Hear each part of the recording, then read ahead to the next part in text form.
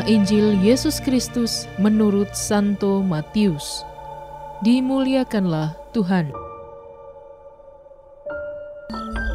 Sebab hal kerajaan sorga sama seperti seorang yang mau bepergian ke luar negeri, yang memanggil hamba-hambanya dan mempercayakan hartanya kepada mereka. Yang seorang diberikannya 5 talenta, yang seorang lagi 2, dan yang seorang lain lagi 1, masing-masing menurut kesanggupannya. Lalu ia berangkat. Segera pergilah hamba yang menerima 5 talenta itu.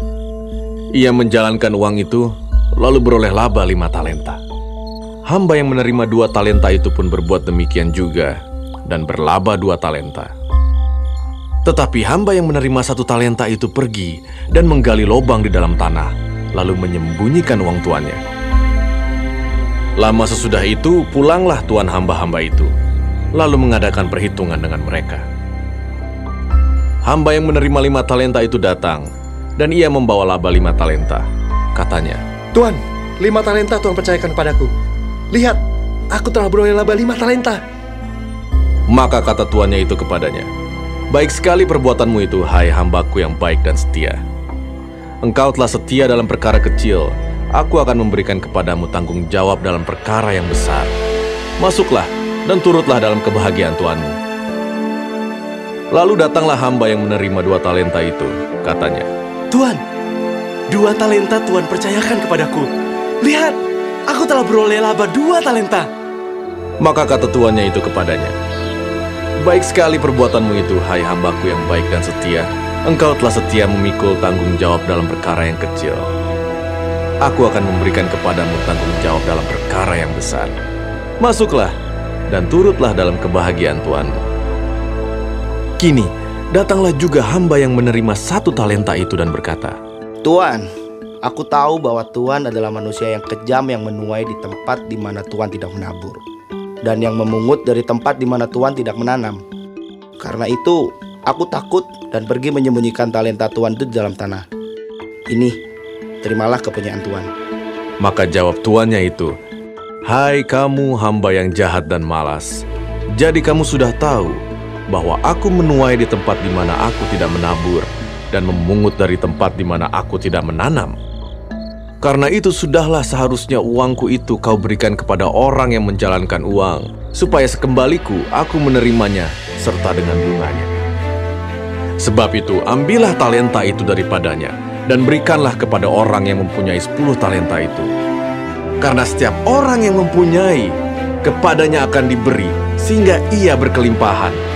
Tetapi siapa yang tidak mempunyai, apapun juga yang ada padanya akan diambil daripadanya.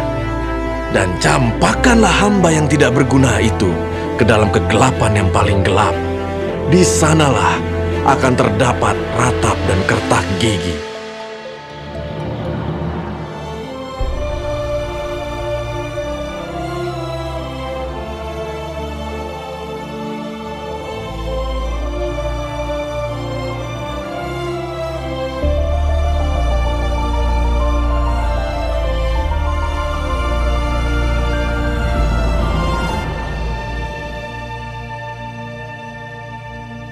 Demikianlah Injil Tuhan.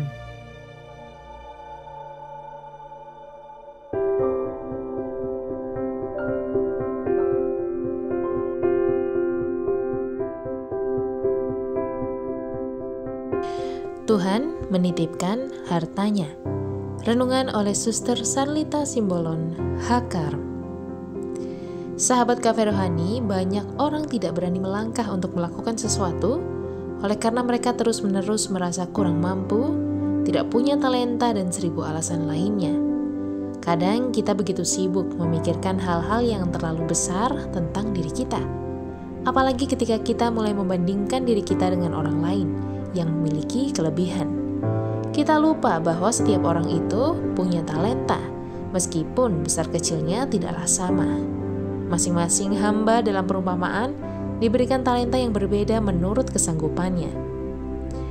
Dalam Injil dikisahkan bahwa hamba yang pertama dan kedua segera pergi untuk menjalankan talenta ini. Kata "segera pergi" berarti tanpa menunda. Hal ini adalah sebuah bukti bahwa mereka mengembangkan talenta sebagai wujud pertanggungjawaban kepada tuannya. Kedua hamba bergegas mengembangkan talenta itu dan mencari keuntungan dengan berusaha keras. Jerih payah mereka tidak sia-sia.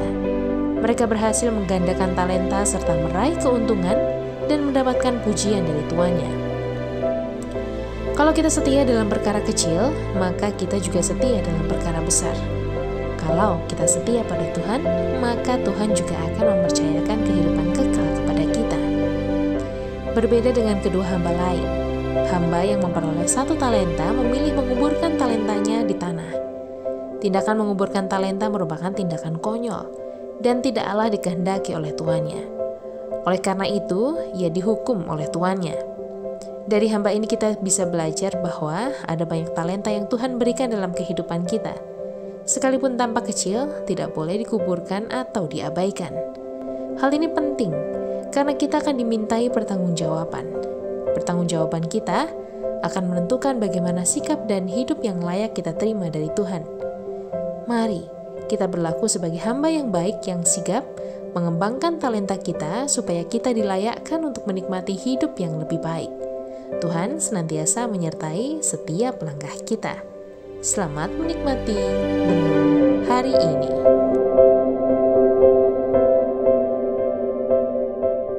Renungan juga bisa Anda baca selengkapnya di Cafe Rohani edisi bulan ini. Dengarkan juga renungan ini di radio.karmelindomedia.com.